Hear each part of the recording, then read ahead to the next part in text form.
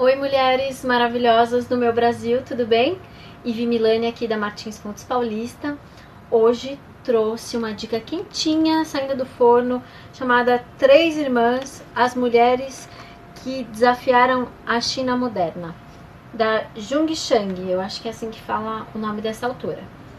Vou falar um pouco da Jung Chang pra gente, para depois falar um pouco sobre essas três chinesas aqui. A Jung Chang, ela é chinesa, nascida em 52.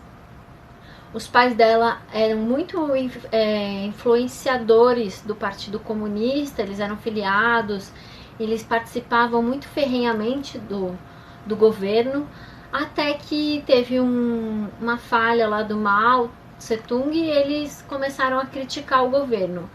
E isso fez dela a se desinteressar e achar ele a ficar muito desiludida com toda aquela ideologia que ela acreditava. Então ela fez um curso de inglês e depois ela foi estudar fora do país, onde ela foi super reconhecida, ela viajou o mundo falando do primeiro livro dela. Então é uma mulher que pesquisa muito a China, que tem muito para falar, e também já tem outros livros sobre outras mulheres chinesas, uma imperatriz, e esse aqui é as três irmãs, que são a Eiling, Meiling e Xingling.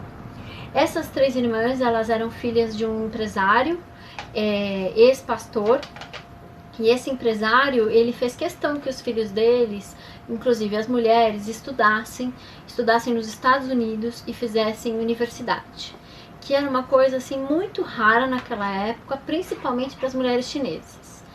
Essas irmãs, elas casaram-se com homens da política da República. Uma delas casou-se com um líder que era conhecido como pai da China, pai da República, né? A outra casou com o sucessor dele, que ficou mais de 20 anos no poder. E a terceira casou com um empresário que foi ministro das finanças desse segundo líder da China.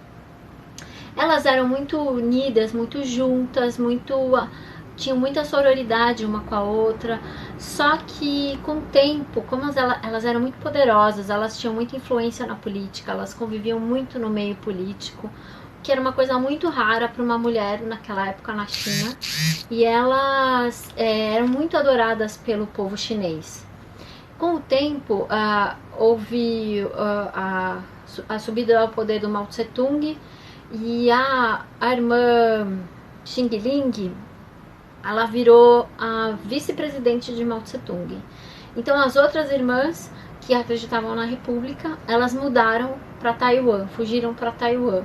E aí o relacionamento delas ficou meio abatido, Mas é muito interessante esse livro, porque eles vão contar pormenores dessas irmãs, como elas utilizavam desse poder. É muito interessante, porque era uma época em que a mulher raramente tinha voz, num país em que a mulher dificilmente tinha voz, e uma delas foi considerada, para você ter uma ideia de como elas eram influentes não só na China, mas no mundo, foi considerada pessoa do ano em 1937 pela revista Time.